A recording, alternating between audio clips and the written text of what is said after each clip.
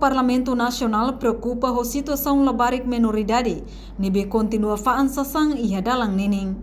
Deputado bancada PD Manuel Noronha hato preocupação ne tambah realidade minoridade barak makdadang ne faansasang ia estrada ibon sira ia capital dele.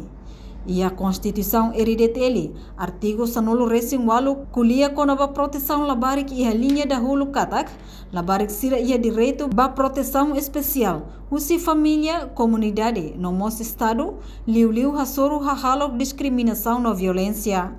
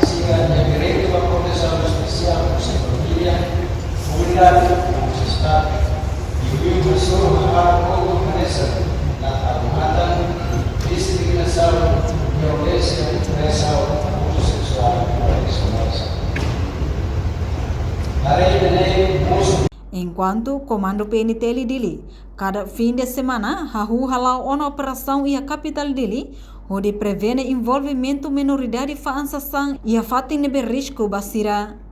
Operação ne realiza, coordena ho entidade relevante sira seluk, no continua hal investigação, karik e envolvimento e organização balon, nebe organizado, onde envolve labarik kik e atividade faansasang refere. Reportagem Melda Fátima, Televisão Timor Post. Janela informação ba emohoto. Atua tem informação atual dia kliu.